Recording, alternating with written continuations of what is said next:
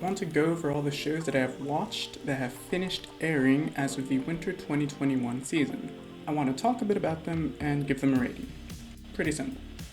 In terms of how I rate things, it is mostly just down to enjoyment, but there will be some critical factors, but we'll see how good I am at that. In the description, there will be timestamps for all of the anime that I will talk about, listed in alphabetical order by the Japanese name, in case you want to skip some sections or skip to some sections, whatever you want to do. And with that out of the way, let's jump into it. So we start off with the new volleyball anime. You can see the name on screen. And I enjoyed this quite a bit, but I mean, let's just talk about what it actually is for a second. We have a setter that pushed his teammates too far and no one wants him in the team anymore, so he moves to a new school, finds his new ace partner, who he wants to go to nationals with. Now, I don't know about you, but I've never seen an anime with that type of premise. But I have read the manga. Now, the show gets a lot of comparisons to Haikyuu, understandably so, seeing as they are both volleyball anime. And if you want to make that comparison, then this is just worse in every way.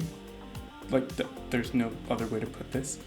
But, I mean, it has a different focus. It tries to be more slice of life, with a lot less focus on the actual sport itself, which, you decide if that's what you want.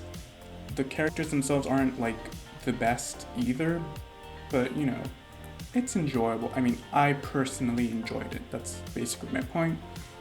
But I can't ignore the blatant ripoff, realistically, of what the characters are based on. So for that reason, I give this a 6 out of 10. Could be enjoyable, but, not for everyone. Next up, we have quintessential quintuplets. Double integral. I highly doubt these girls are doing multivariable calculus, but we move. The second season picks up a story where the previous season left off, except this time we get a lot more development into the characters, which is really nice. Honestly, I'd say this is an improvement to the first season, which I also enjoyed.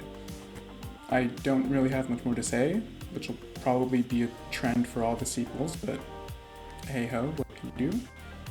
I give this an 8 out of 10. I mean, obviously, if you didn't like the first season, this isn't going to change your mind, but if you did enjoy it, please watch this. Next up, we have Beastars, and again, it's another sequel, which I don't have much to say about. I love Beastars Season 1.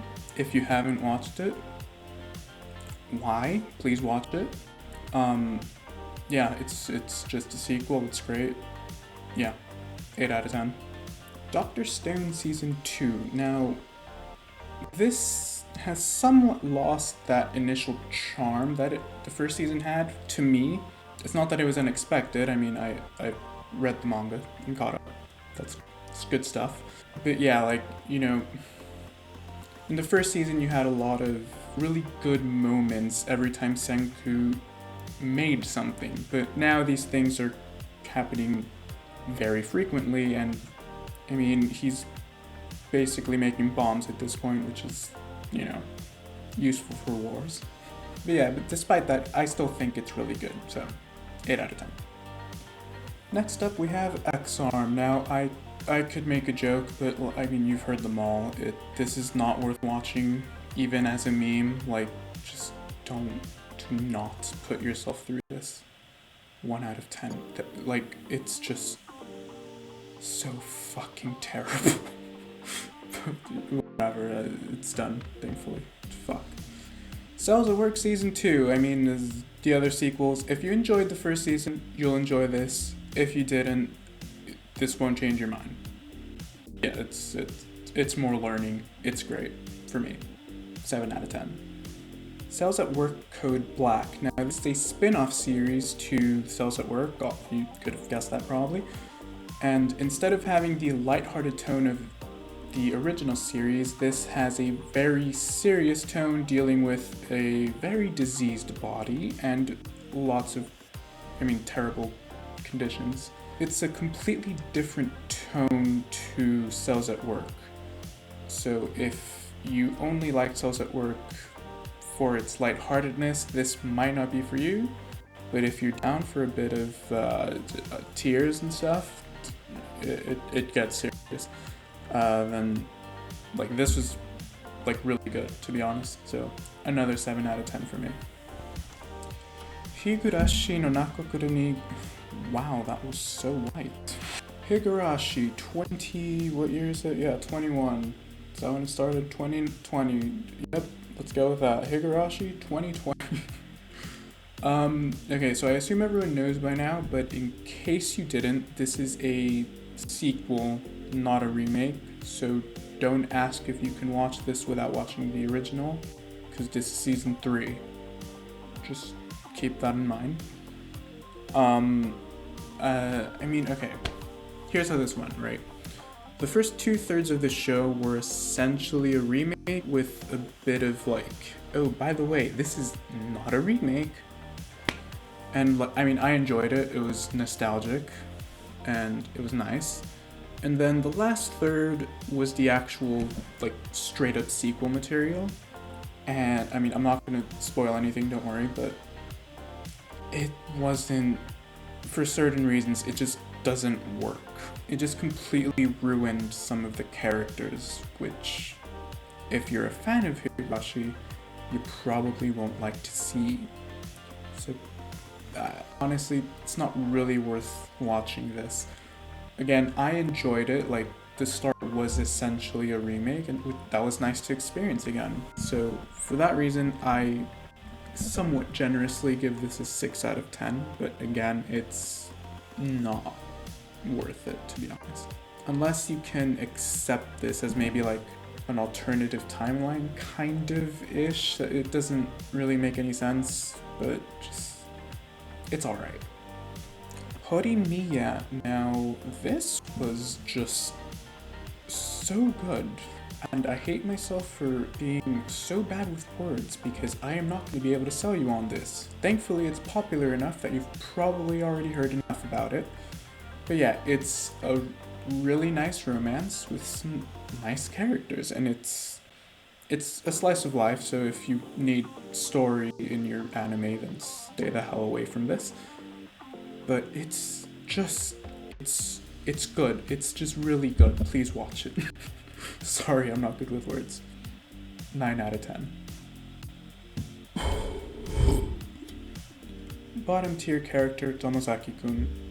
Now, this is a story of a gamer, the best Smash Bros. Player in Japan or something, who cares, who has no social skills that wants to change that and become social. Now, the first few episodes of this were as cringy as that sounds, but it actually gets pretty decent. Towards the end, we were getting some pretty solid character development, really nice, and honestly, like, at the end of this season, we're set up very nicely for, like, really good character developments for future seasons if we get more. And I'm honestly looking forward to that. Now, I can't, because of like the initial cringe, I can't in good faith give this a good score, but I'll give this a 6 out of 10, and like as a prediction, future seasons, at least a 7. Like, it was getting good. But as a quick side note, like, I don't know if it's just the really generic art, but like if you just look at the show, it looks really boring. And I think that's also part of the reason I couldn't get fully into this, which is unfortunate. But yeah, like, don't let the generic ass art deceive you. This is actually, like, it's decent. It's not good enough that I'd recommend you to watch it. Like, it's not a must watch, especially in this stack test season, but you know, it's not bad. Jujutsu Kaisen. Now, I mean, I have nothing to add. You already know this is great. If you love shonen, watch this. If you hate shonen, don't. I guess, I don't know. It's you to you. But yeah, basically, Really solid story, some really cool characters, and phenomenal animation. It's just what you want in a shonen. I'm sorry I keep looking here, it's where I have my writing. Hopefully it's not too noticeable. Anyways, yeah. 9 out of 10. Kai Byoui Ramune. Now, this was nice. It was nice. It was an episodic show. The characters were kind of bland, and I honestly don't know how to describe this because, yeah. It dealt with like curses. Every episode was like another curse. Normally there was some sort of lesson. It was like that type of show. It was pretty good, but I don't know. It needed a bit more from me, but it was still enjoyable. So 6 out of 10.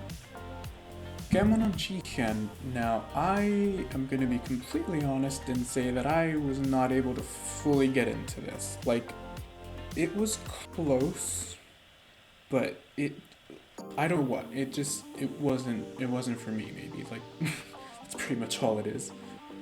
But yeah, you have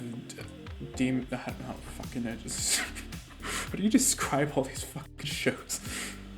6 out of 10, I don't know. I mean, it's decent on Mal, so just give it a chance, maybe.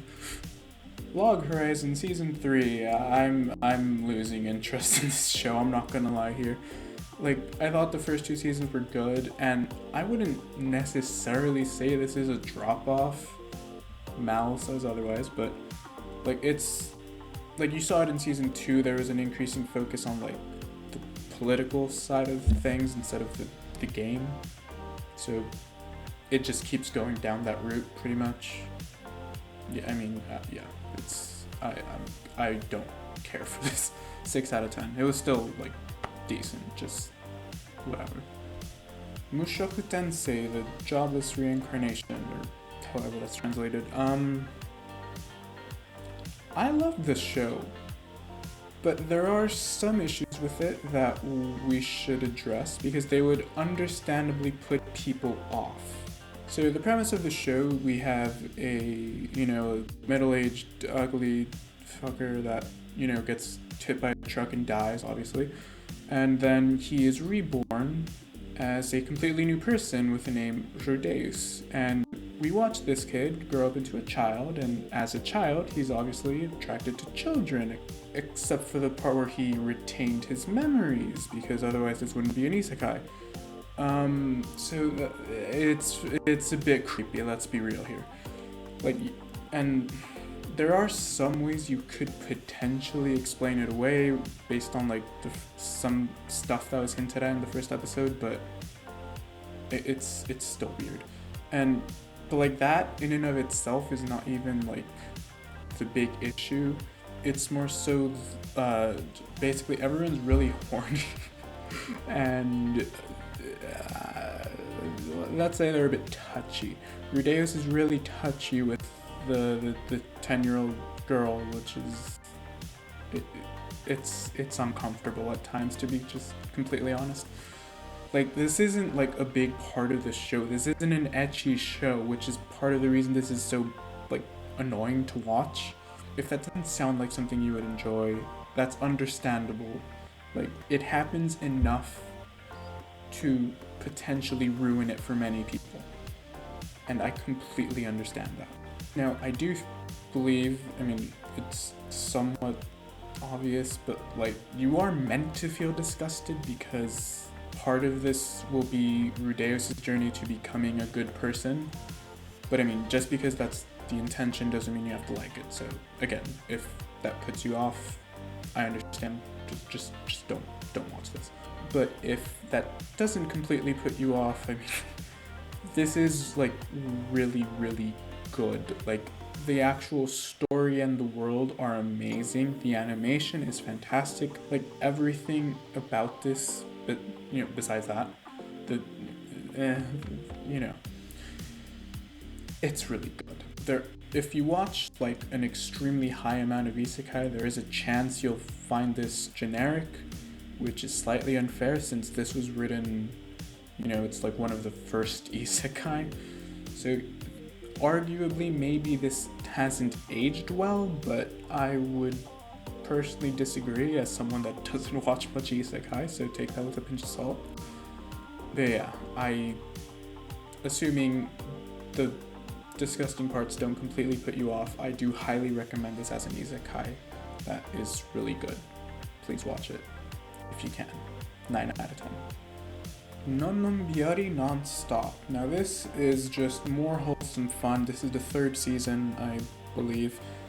And if you know what it is, you know it's gonna be great. This was just so wholesome. I was looking forward to watching this every week. It's low-key more than Attack on Titan. But yeah, if you haven't heard of this for whatever reason, this is just like a wholesome slice of life comedy. Like, emphasis on wholesome. It's so nice to watch. If you're ever feeling down, just whip this on. You'll feel better immediately. 9 out of 10. I highly recommend this show. Project Scarred. Now, I don't know if you've seen this. It has a really interesting art style. Before it came out, I saw some comparisons to the show Houkai, which I haven't watched, and I also didn't keep up with what people were saying every week, so I don't know if that's true. But like, I like the art style for the show. It's different. What I didn't like was the story. Like, I could not give less of a fuck about what happened. I literally don't know what happened. Just like tattoos that give you powers or some bullshit. I don't fucking care. It's 4 out of 10. Like, it wasn't like the worst thing in the world, but just don't watch this. ReZero Season 2 Part 2. It continues where it left off. Like, literally, there's no downtime. Every episode just plot, development. It just does not stop. It's great. 9 out of 10. Attack on Titan. I have nothing to say. It's Attack on Titan. Mappa did well. Just fuck off if you complain about the CGI. It's fair enough to complain, but like, come on, don't take the piss, you know.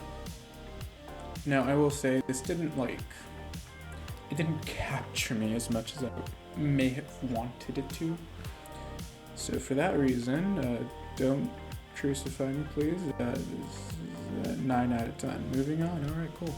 Next up, we have Skate. It was the skateboarding anime. Who would have fucking guessed? And it was pretty cool. Like, it looked great. It was like, the story itself was, pretty simple. You just skateboard, beat people in a race. Yeah. And like, the characters were, there wasn't much to them, but like, the interactions between them was pretty cool, and like, the bromance between the two main characters was like, it was good to watch. Like, it was a cool show, you know. Like, I don't think a skateboarding anime exists besides of this. There might be an obscure one, or maybe I'm a fake fan, who knows. But yeah, this was just really solid. 7 out of 10. Skate Leading Stars.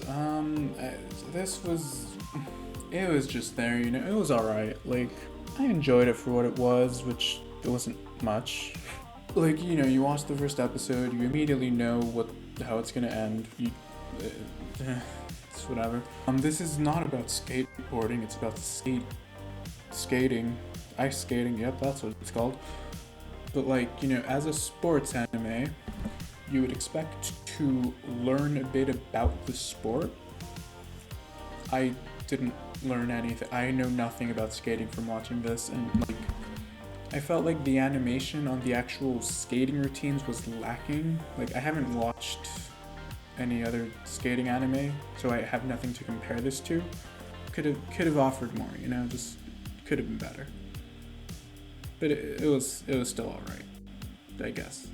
5 out of 10. Tatoeba is as far as I've ever bothered reading for this fucking title. Next season, we're gonna have an adaptation of a light novel called 86. Why can't all light novel titles be that way? Just 2 numbers. Where's my camera? 2 numbers.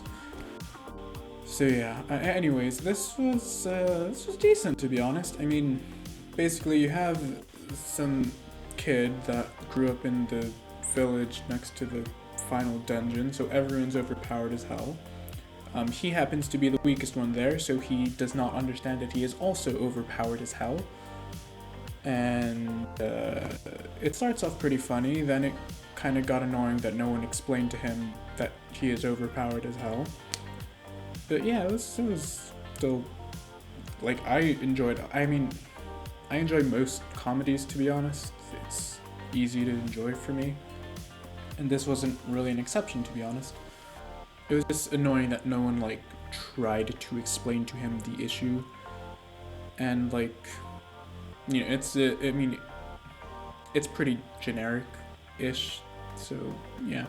Not really something that I would push you to watch, but I personally enjoyed it enough. So yeah, 6 out of 10. Denchi Sozo Design-bu. Don't know the English title, so there you go.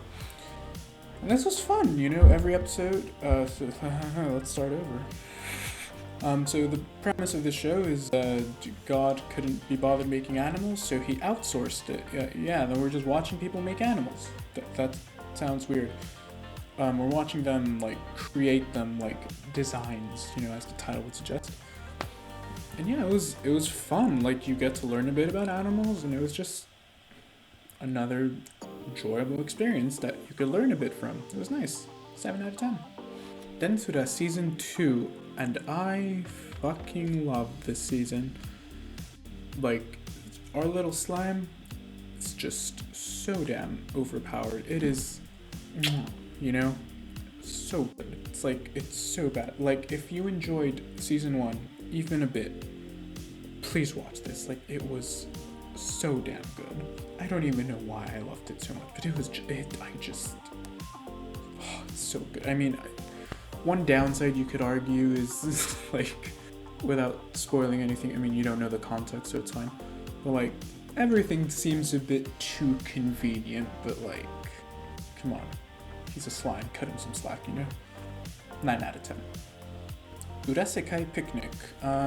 This was not for me. I mean, apparently the light novel is better, which is usually the case with like every show ever.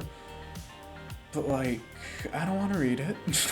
Like, this anime hasn't made me want to read it at all. I've only been staring at my script this entire video. Oh. Like, this show doesn't seem like it knows what it's trying to do. Like, it sprinkles a bit of comedy, which, you know, I can enjoy, but like, the story feels like it should have a darker tone. Like, you know, they go to the other side, I think that's what it's called, Urasekai, I don't fucking care. And there's like, what the fuck are they? I don't, like, monsters, demons, I don't fucking know, but like, you know, that type of show. And like, basically the blonde main character lost her friend there, or the friend got lost there, and she's trying to look for it. That's essentially like the overarching plot. Yep, that. Which, like, you know, that's fine. Like, it could work. It just, I don't care. I just don't care. That's basically it. 4 out of 10. Wonder Priority. Oh my goodness. So when I added this to my list, I had like the cover poster with, you know, Otto just smiling, being cute or whatever. And I had the genre tag of slice of life. That's basically all I had to go off with. And I was thinking this would be some wholesome, decent little anime, maybe just, you know, just fucking good. It's a good time, you know? Just fuck me, that is not what this is. In a good way. I mean, if you're fine with depression and shit. Yeah, it's very dark. Let's make that clear. Like, if, you know, you have to be in a decent headspace. Like, there are many pretty heavy themes that are talked about. They're not like skirted around either. They are just blatantly talked about. Like, as the premise, you essentially have girls that are trying to revive their friends. Let's leave it at that, right? Whether they succeed or not, I mean, it's, right? But that's the objective. They receive eggs, and in their dreams, they will hatch, and essentially, like, you see a character and whatever struggles they went through, and these girls are trying to help the people from the eggs. But yeah, it's dark, but it was, like, exceptionally good. Like, the fact that these things were talked about in itself, like, I can appreciate that. I think it was done in a really good way with there were some good characters. The animation was exceptional. And like, just everything about the way this was done was just really, really good. I'll give this a 9 out of 10. Like, obviously, it won't be for everyone. Like I said, you have to be prepared for the topics that will come at you, but like, if you are prepared, definitely watch this, please. World Trigger Season 2. Yeah, this was another decent season. I mean, like, I don't care about the dialogue and stuff about this world. I only really care about the war battle things, or whatever the hell they're called. Basically, whatever you felt for the first season, you'll feel for this. Like, it's more good stuff. But 6 out of 10 for me. Like, I don't really care, I guess. Promise Neverland second season, I want to die. Oh god. Okay,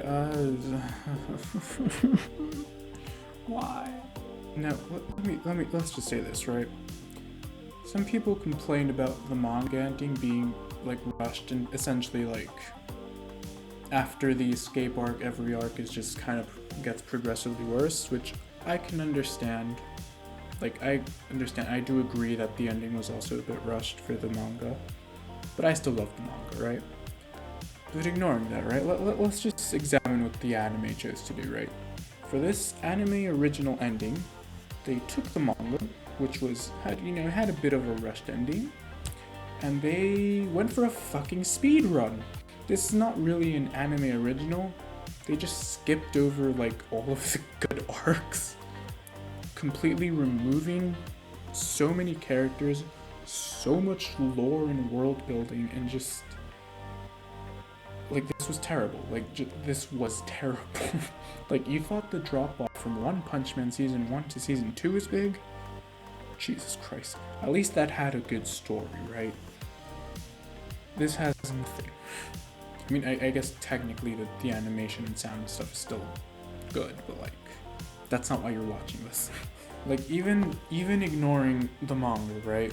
Because like, this is supposed to be anime original, so you're meant to judge it on its own, but like, it's still not good. Like, they just straight up skipped a year, like a very important year. Like, you can't just expect us to accept everything, and like, that's the issue. You're expected to just accept way too much. Like, it's let's just move on. 3 out of 10. And for the last show in this video, we have Yura Camp Season 2. This is the other super wholesome show of the season, and it was a great watch. Like, again, just every week, something to look forward to, something to make you happy in these terrible times. Again, don't expect a story from it. If you need stories, stay away from this, but just, if you want some wholesome goodness, please watch this. It's so good. 9 out of 10. So yeah, that's everything I watched. In conclusion, this season was stacked. Next season, we'll see how it goes. I mean, based on the shows that have started airing, it's looking pretty decent, to be honest. But we'll see if you can. We will see if it can match up to this, because it's going to be hard. Hopefully it can, though. So yeah,